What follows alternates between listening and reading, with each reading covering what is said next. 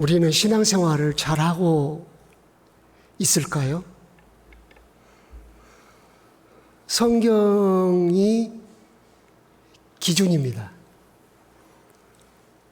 성경이 우리에게 예수를 믿어야 구원받는다고 구원관에 대해서 명확하게 말씀하신 것처럼 신앙생활도 어떻게 해야 할 것에 대하여 명확하게 말씀하고 계십니다. 우리는 교회 공동체 안에 속해 있다 보니 공동체 안에 있는 제도, 또 기본들, 또 이런 것들을 잘 순응하고 따르는 것이 신앙생활 잘하는 것이 아닐까 생각하기 쉽습니다. 물론 교회 공동체를 위해서 질서 있게 신앙생활 하는 것은 절대적으로 필요합니다. 그것이 덕을 이루는 것이고 화목을 이루는 것이고 우리 신앙에 유익을 가져다 주는 건 사실입니다. 그렇지만 내 개인적으로 주님 앞에서 신앙생활 한 것에 대한 칭찬을 받을 수 있을까 하는 주님 관점에서 내 신앙생활을 생각해 볼 필요가 있습니다. 사람들의 칭찬이나 내 만족이 신앙생활의 기준이 아닙니다. 하나님의 말씀인 성경이 기준입니다. 그래서 오늘 오후에는 개괄적으로 좀 자세히 하다 보면 긴 시간이 필요하기 때문에 개괄적으로 우리는 무엇에 근거해서 어떤 신앙생활을 해야 되는지에 대해서 여러분과 나누고자 합니다. 하나님이 우리를 그 아들 안에서 죄사함을 얻게 하셨다라고 14절에 말씀하셨습니다. 하나님이 우리에게 베푼 은혜들은 전부 그 아들 안에서 주신 은혜들입니다. 그 아들, 예수 그리스도와 관련 없는 은혜는 은혜가 아닙니다. 하나님은 예수 그리스도 안에서 우리를 구원하시고 예수 그리스도 안에서 우리에게 은혜를 주시고 예수 그리스도 안에서 어떻게 신앙생활해야 할지를 설명하십니다. 그 아들에 대해서 15절에서부터 18절까지 쭉 그 아들이 누구신지 말씀하십니다. 그 아들은 곧 하나님이시죠. 하나님 본체시라고요. 창조자고. 그래서 예수님이 누구신지에 대한 말씀은 오늘 다음 기회로 오늘 하지 않고 다음 기회로 미루겠습니다. 중요한 것은 하나님은 구원도 아들 안에서 베푸시고 신앙생활도 아들과 관련되어 말씀하신다는 것을 기억하셔야 하는 겁니다. 그래서 우리는 아들과 나와 어떤 관련이 있는가, 그리고 나의 신앙생활이 아들과 어떤 관련이 있는가, 이 생각을 놓쳐서는 안 됩니다. 우리는 자기중심으로 할 때가 있습니다. 내 형편, 내 사정, 그리고 내가 생각하는 관념, 이런 것들이 신앙의 기준이 될 수가 있는데 그것은 주님 앞에 섰을 때 두려움을 가져다 줄 겁니다. 고민해야 합니다. 내가 신앙생활하고 있는 것이 주님 앞에 잘하는 걸까? 주님 앞에 섰을 때 주님이 칭찬해 주실까? 무엇을 근거로 잘하고 있다고 말할 수 있고 무엇을 근거로 주님이 칭찬해 주실 거라고 생각하는지 성경을 통해서 확증을 얻어야 합니다. 골로새서 1장과 2장과 3장은 세 가지의 근거, 예수 그리스도와 관련된 예수 그리스도 안에서 우리에게 베푸신 은혜들의 근거에서 세 가지, 그 세 가지를 근거한 신앙생활을 요청하고 있습니다. 먼저는 13절, 우리 생각에는 14절이 먼저인데 골로새서에서는 13절을 어필하셨습니다. 우리를 죄사함 얻게 하셔가지고 아들의 나라로 옮기셨다는 겁니다. 우리가 구원받은 우리가 하나님께로부터 구원받은 이후에 받은 은혜가 무엇입니까? 아들의 나라로 옮겨진 은혜입니다. 그것이 첫 번째입니다. 골로새서에서 설명하신 구원받은 사람들에게 베푸신 하나님의 은혜, 그게 첫 번째가 아들의 나라로 우리를 옮겨주신 것입니다. 그러므로 우리는 아들의 나라에 속한 사람으로 신앙생활을 하셔야 됩니다. 둘째, 이제 15절에서부터 19절 그리고 24절에서 계속 말씀하고 있는 게 뭐냐면 예수님은 몸인 교회의 머리시라는 것입니다. 18절을 보십시오. 그는 몸인 교회의 머리시라. 하나님께서 예수님을 구원자로 세우셨을 뿐만 아니라 지상의 하나님 나라의 왕으로 세우셨고 구원받는 사람들의 머리로 세우셨다는 것입니다. 이 세 가지를 기억하십시오. 아들 안에서 우리를 속량하셨고 아들의 나라로 우리를 옮기셨고 그리고 그 아들을 교회의 머리로 세우셨다는 겁니다. 그래서 교회는 예수님의 몸이 되었습니다. 그래서 18절에 그는 몸인 교회의 머리시라. 교회가 머리 대신 예수님의 몸이라는 거죠. 여러분들 24절을 보시면 또 성령께서 바울을 통해서 말씀하셨습니다. 그의 몸된 교회를 위하여 내 육체에 고난을 채운다. 그의 몸된 교회, 예수님의 몸된 교회입니다. 교회 조직도 중요합니다. 에베소 교회에 보낸 편지나 디모데에게 보낸 서신서 가운데 교회 조직에 대한 말씀을 많이 하셨습니다.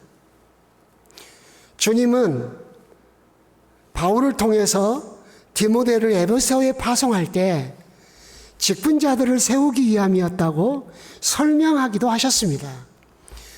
교회는 조직체입니다. 그러나 교회의 근본, 교회의 기초, 교회의 본질, 그것은 교회는 예수 그리스도의 몸이라는 것입니다.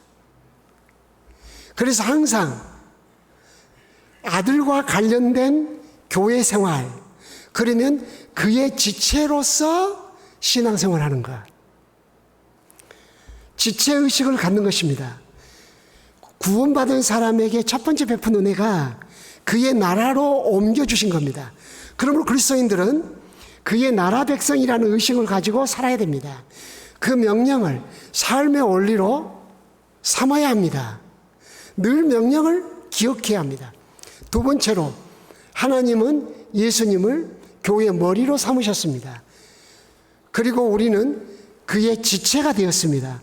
그러므로 지체된 우리는 나는 그리스도의 몸이다 라는 의식을 가지고 사셔야 합니다.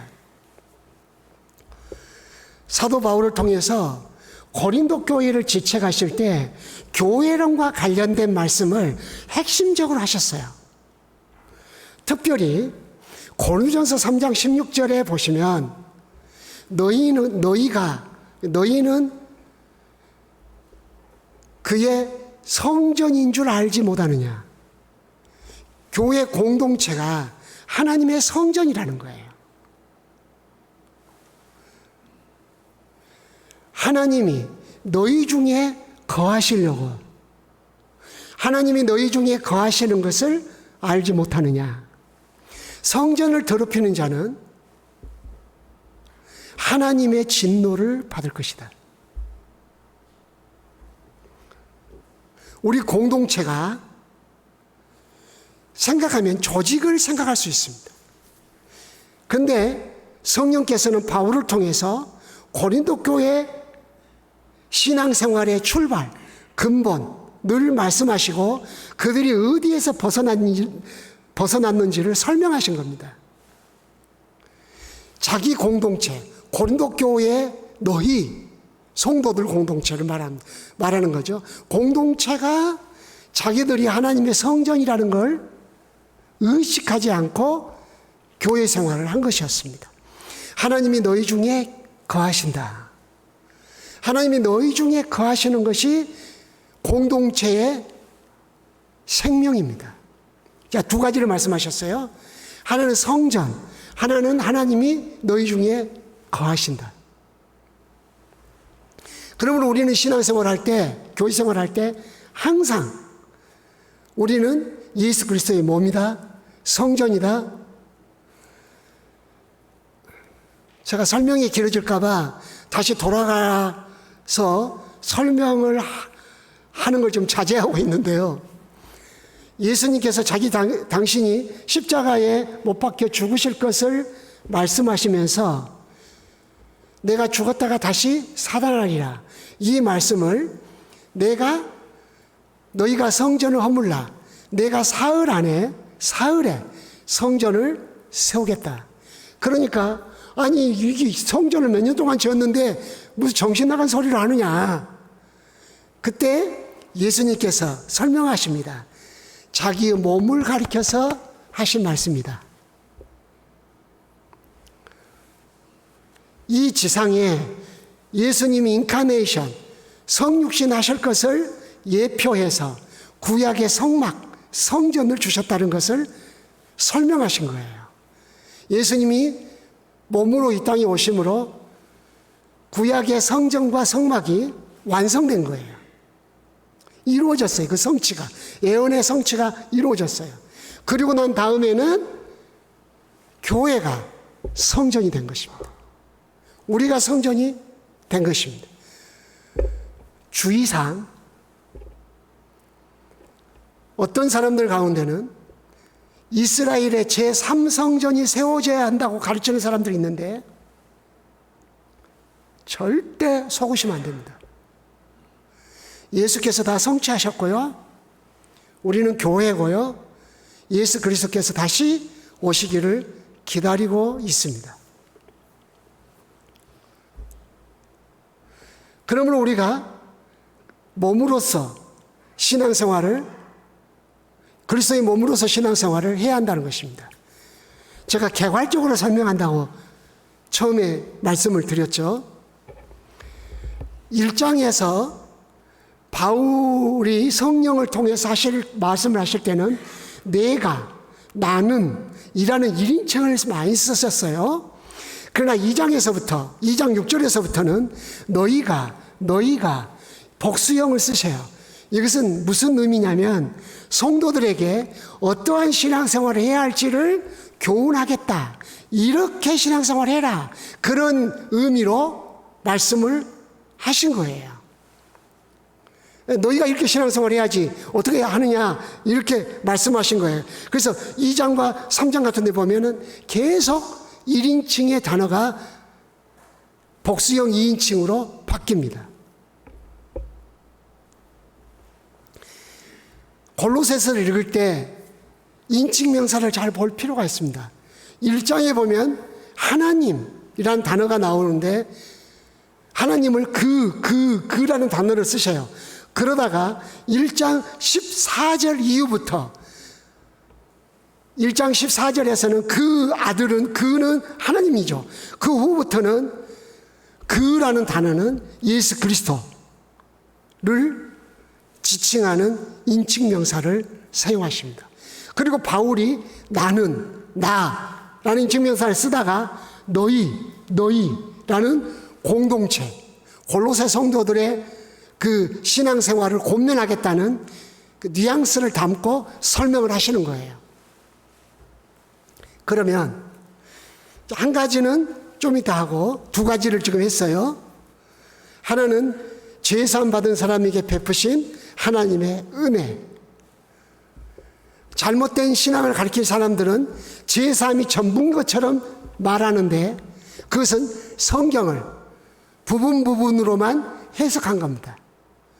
성경을 보시면 구원받은 사람들에게 베푼 은혜가 또 있어요. 오늘 본문에도 두 가지 나와 있잖아요. 하나는 그 아들의 나라로 옮겨주신 은혜고, 또 하나는 그의 몸이 되게 하신 은혜라는 거예요. 곧 교회가 되게 하셨다는 거예요. 그의 나라 백성으로 살기 위해서 필요한 말씀을 2장 6절에 하십니다. 예수 그리스도를 주로 받아서 예수님을, 제산 받은 사람들은 예수님을 주님, 왕으로 받아들여서 그 안에서 행해야 된다. 왜? 우리가 아들의 나라로 옮겨졌기 때문이죠. 그 나라의 왕은 예수님이에요. 그러므로 예수님을 왕으로 모시고 예수님이 주신 삶의 원리를 받아서 그것을 근거로 액션, 삶을 살아야 한다는 거죠. 이 의식을 가지고 신앙생활을 하셔야 돼요.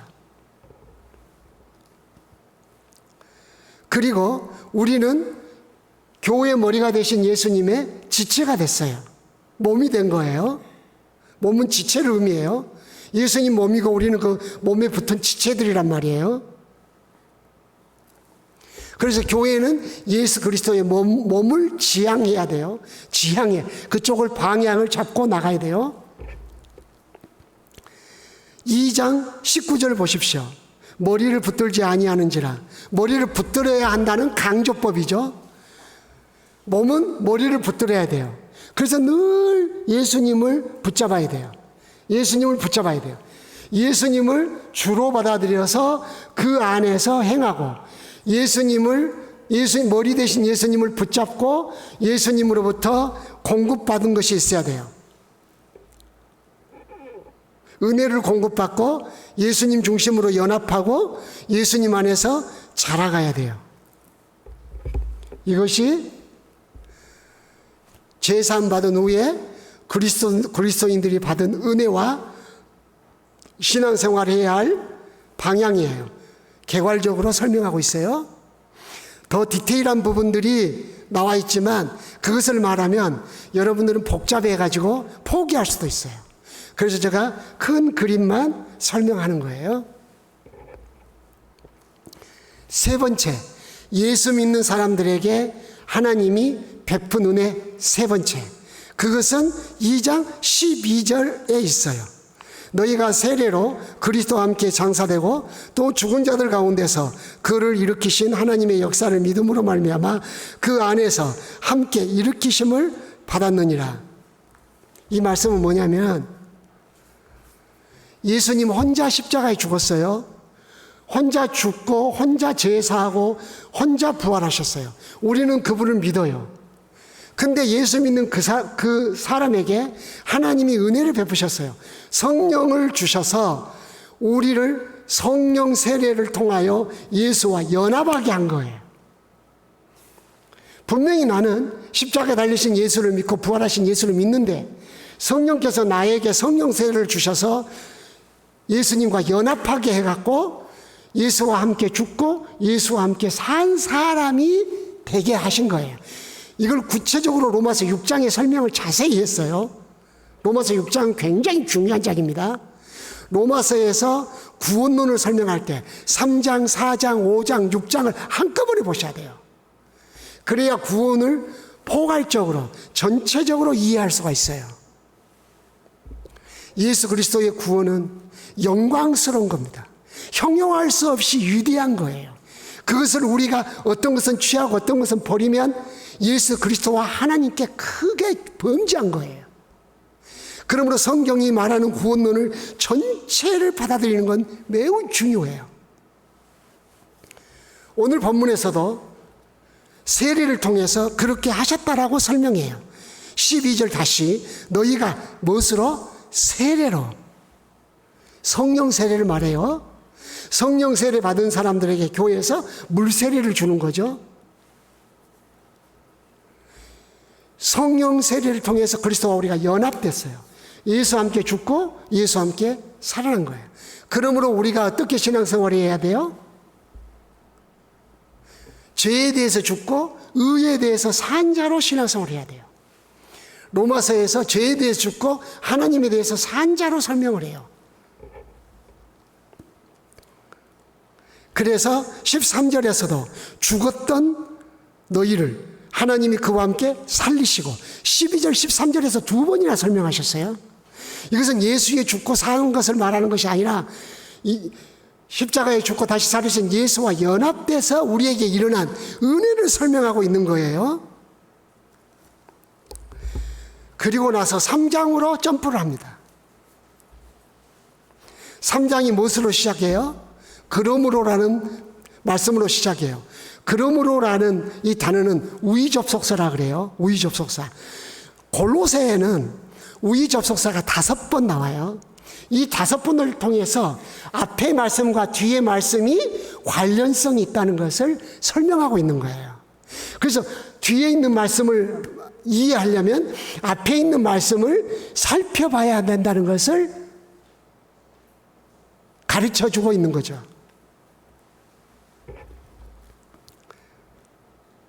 이제 2장 20절 보시면 그리스도와 함께 죽었다라는 말씀을 하셨고 3장 1절에 보면 그리스도와 함께 다시 살리심을 받았다 이렇게 설명을 해요.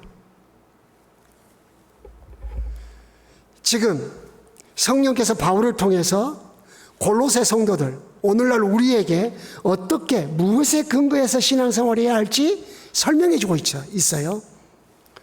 예수님께서 십자가에 죽고 다시 살으신 것을 믿는 사람이 베푼 은혜 3가지가 있는데 그 중에 3번째 예수와 함께 죽고 예수와 함께 살았다.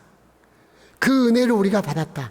그러므로 예수와 함께 죽은 자로서 잘못된 것들을 순종하고 따르는 것을 하지 말아야 된다. 죽었기 때문에. 그래서 죽은 자들, 영적으로 죽은 자들이 따라다니는 거예요. 그건. 우리는 산 자예요. 산 자들은 어떻게 신앙생활하냐? 하나님 우편에 앉아 계신 그리스도를 바라보는 신앙생활을 한다. 이것이 3장 1절의 설명이에요. 지금 죽었다 살았다 이것을 교차적으로 반복적으로 설명하고 계셔요. 그러면서 이제 옛사람과 새사람을 설명합니다. 9절 3장 9절 옛사람과 그 행위를 벗어버리고 10절 새사람을 입었으니 옛사람은 뭐예요? 예수와 함께 죽어야 했던 그 사람이에요. 죄와 허물로 죽었던 그 사람, 공중의 권세 잡은 자를 따랐던 그 사람이에요. 세상 초등학문을 따랐던 그 사람이에요. 세상의 풍습을 따랐던 그 사람이에요. 그 사람이 옛사람이에요. 근데 그 옛사람은 죽었다는 거예요. 이제 우리는 예수와 함께 산 사람이에요.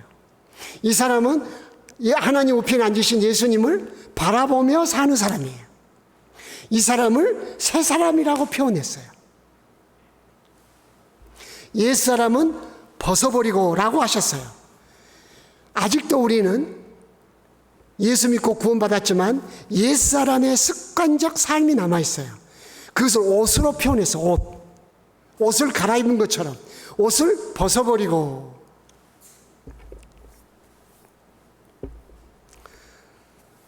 장로님 한 분께서 더러운 옷을 입고 작업하다가 흙이 묻은 옷을 입고 아들에게 아빠가 이 옷 입고 네가 친구들하고 놀고 있을 때 쫙 나타나면 어떻게 생각하니? 창피스럽겠니? 자랑스럽겠니? 그렇게 물으셨다고 그러는데 우리가 주님 오실 때 더러운 옷을 입고 있으면 되겠어요? 작업복을 입고 있는 것은 영광스럽고 귀하고 아름답죠. 열심히 사시는 우리 아빠가 아름다운 거죠. 옛사람은 벗어버리고 잘못된 삶 이걸 벗어버리는 훈련을 계속하는 거죠. 회개하는 거죠. 그리고 새 사람을 하나님이 입혀주셨대요. 옷을 입혀주셨어요.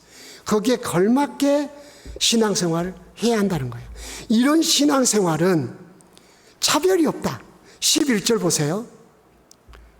골로새서 3장 11절. 이렇게 신앙생활하는 것은 헬라인이나 유대인이나 할레파나 무할레파나 야만인이나 스구디아인이나 종이나 자유인이 차별이 있을 수 없나니 오직 그리스도는 만유시요 만유 안에 계시니라. 예수 믿는 사람들은 어느 시대, 어느 지역, 무슨 인종 상관하지 않고 신앙생활하는 근거, 신앙생활하는 모습이 동일하다는 거예요. 왜냐? 구원의 주님, 왕이신 주님, 만유의 주님이 우리 예수님이시기 때문입니다. 예수님은 지역과 영역과 시대를 초월해서 계시고 그 은혜, 구원의 은혜를 모든 사람들에게 베푸신다는 것입니다. 정리하겠습니다. 이제 신앙생활을 어떻게 할 것인지 여러분들이 선택해야 되겠죠. 그러나 성경에서 신앙생활을 어떻게 해야 되나, 어떻게 하라고 한 그것을 기준으로 삼아 신앙생활을 하셔야 합니다. 그래야 우리 신앙생활이 헛되지 않습니다. 부끄러움을 당치 않게 됩니다. 주님으로부터 칭찬을 받게 됩니다. 우리가 신앙생활해야 할 기준은 예수 믿는 사람들에게 베푼 세 가지 은혜의 근거를 두고 있다고 골로새서를 통해서 가르쳐 주십니다. 이게 골로새서에서 말씀하신 아주 중요한 핵심 메시지입니다. 첫째는 그의 나라로 옮기셨다는 겁니다. 그럼 나는 그리스도의 나라 백성이다. 백성으로 살아야 됩니다. 왕이신, 그 나라의 왕이신 예수님을 나의 왕으로 모셔드리고 그 왕이 명령하신 명령을 삶의 원리로 받아들여야 합니다. 뿐만 아니라 예수님을 교회의 머리가 되게 하시고 우리를 몸된 교회의 지체가 되게 하셨습니다. 그러므로 우리 그리스도인들은 예수님의 지체들입니다. 예수님 포도나무고 우리는 가지와 같습니다. 그래서 우리는 머리를 붙드는 신앙생활을 해야 합니다. 늘 예수님을 붙잡고 은혜 주세요. 그리고 예수님을 중심으로 해서 연합해야 합니다. 예수님을 붙들고 자라가야 됩니다. 예수님과 관계없는 연합이나 자라감은 하나님 앞에서 아무것도 아닙니다. 세 번째, 예수 믿는 사람들에게 하나님 베푼 은혜는 예수와 함께 죽고 예수와 함께 사는 은혜를 베푸셨습니다. 그러므로 우리는 옛사람에 대해서 죽었습니다. 그래서 죽었던 사람들이 추종하는 것을 추종하지 않습니다. 초등학문 사람을 순종하고 사람에게 매여서 사는 거, 그런 걸 우리는 하지 않습니다. 그래서 그 20절에서부터 23절 2장 거기서는 순종하느냐 따르느냐, 따르지 말고 순종하지 말라는 말씀을 하시죠. 옛사람의 삶의 모습을 버려라.